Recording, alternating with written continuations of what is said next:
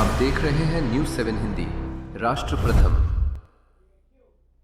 नमस्कार, मैं हूं काव्य मिश्रा और आप देख रहे हैं न्यूज़ 7 हिंदी। आइए नजर डालते हैं दिन भर की 5 बड़ी खबरों पर। जेल में बंद पाकिस्तान के पूर्व प्रधानमंत्री इमरान खान के बेटे सुलेमान खान ने देश के नेतृत्व पर गहरे होते लोकतांत्रिक संकट को छिपाने का आरोप लगाया। उन्होंने कहा कि अधिकारी विरोध की आवाज को दबा रहे हैं, जबकि विदेशों में अपनी बेहतर छवि पेश कर रहे हैं। एक इंटरव्यू में सुलेमान ने दावा किया कि सरकार वैश्विक मंच पर अपनी छवि चमकाने पर ज्यादा ध्यान दे रही है, जबकि उनके अनुसार पाकिस्तान में मानव अधिकार का उल्लंघन जारी है और लोकतांत्रिक संस्थाएं कमजोर हो रही हैं। उन्होंने आरोप लगाया कि आम नागरिकों को बिना किसी उचित कानूनी प्रक्रिया के हिरासत में लिया जा रहा है। गिरफ्तारियां उन लोगों को निशाना बना रही हैं जो उस व्यवस्था का विरोध कर रहे हैं जिसे उन्होंने बढ़ता हुआ तानाशाही तंत्र बताया। सुलेमान खान ने यह टिप्पणी ऐसे समय आई जब इमरान खान अप्रैल 2022 में अविश्वास प्रस्ताव के जरिए पद से हटाए जाने के बाद से अगस्त 2023 से कई मामलों में हिरासत में हैं।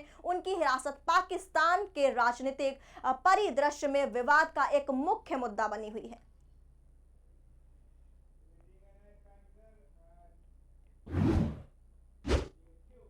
पंजाब के मुख्यमंत्री भगवंत मान ने राष्ट्रपति से मिलने का समय मांगा। पंजाब के विधायकों के साथ मुख्यमंत्री मान राष्ट्रपति से मुलाकात करेंगे। बीजेपी में शामिल हुए पंजाब के राज्यसभा सांसदों को रिकॉल करने संबंधी अपना पक्ष रखेंगे। राघव चड्ढा और आप के 6 अन्य सांसद के बीजेपी में शामिल होने की सियासी घटनाक्रम के बाद आम आदमी पार्टी में हलचल बढ़ गई है। पार्टी आगे की रणनीति पर काम कर रही है। इससे पहले पंजाब के मुख्यमंत्री भगवंत मान ने शुक्रवार को आप में हुई इस टूट के बाद बीजेपी पर जमकर हमला बोला था। इसके साथ ही उन्होंने बीजेपी में शामिल होने वाले पंजाब के राज्यसभा सांसदों को गद्दार कहा था। सीएम ने कहा कि बीजेपी हमेशा से पंजाब विरोधी रही है और प्रदेश की जनता इन गद्दारों को सबक सिखाएगी।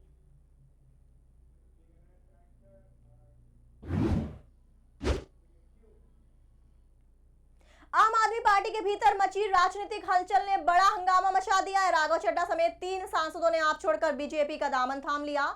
वहीं सांसदों को लेकर सस्पेंस बरकरार है। इसे लेकर अब आप नेता और पंजाब के मुख्यमंत्री भगवंत मान ने तंज कसते हुए 7 सांसदों की तुलना 7 मसालों से की है। उन्होंने इन सब्जियों की खासियत बताते हुए कहा कि ये सब्जियां तब तक ही अहम है जब तक किसी में डाली ना जाए। अपने आप में इनकी अहमियत नहीं। मान ने सोशल मीडिया प्लेटफॉर्म एक्स पर लिखा, अदरक, लहसुन, जीरा, मेथी पाउडर, लाल मिर्च, काली मिर्च और धनिया, ये 7 चीजें मिलकर सब्जी को स्वादिष्ट बनाती हैं, लेकिन अकेले ये चीजें सब्जी नहीं बन सकती।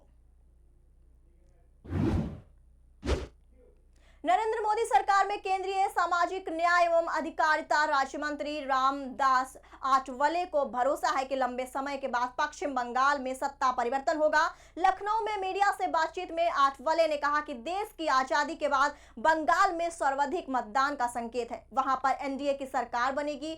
वीवीआईपी गेस्ट हाउस में शनिवार को संवाददाताओं को संबोधित करते हुए रिपब्लिकन पार्टी ऑफ इंडिया के अध्यक्ष रामदास आठवले ने कहा कि हमारा अनुमान है कि पश्चिम बंगाल में पहले चरण में बम्पर वोटिंग हुई है और दूसरे चरण में भी ऐसा ही मतदान होगा और उसके बाद प्रधानमंत्री नरेंद्र मोदी के नेतृत्व वाली एनडीए की सरकार बनेगी।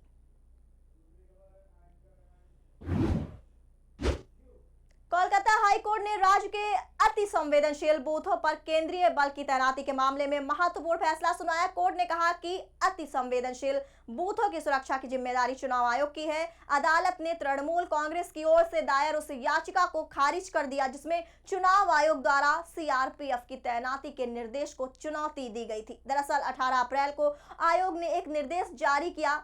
विभिन्न खुफिया रिपोर्ट्स और सूचनाओं के आधार पर अति संवेदनशील बूथों पर स्वतंत्र और शांतिपूर्ण मतदान सुनिश्चित कराने के लिए केंद्रीय रिजर्व पुलिस बल तैनात करने का निर्णय लिया गया था। इस निर्देश के खिलाफ तृणमूल कांग्रेस अदालत पहुंची थी। मामले की सुनवाई के दौरान तृणमूल के वकील अनिवार्य राय ने तर्क दिया कि बल तैनाती में मैनुअल ऑन फोर्स डिप्लॉयमेंट का सही पालन नहीं किया गया। उनका कहना था कि संवेदनशील क्षेत्रों की पहचान मतदान के कम से कम 6 महीने पहले शुरू होनी चाहिए, जबकि इस मामले में चुनाव प्रक्रिया शुरू होने के बाद यह निर्देश जारी किया गया जो उद्देश्यपूर्ण है।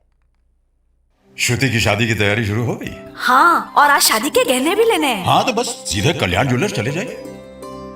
कल्याण में अब मेकिंग चार्ज प्रति ग्राम सिर्फ 199 रुपए से। सबका कल्याण, है ना?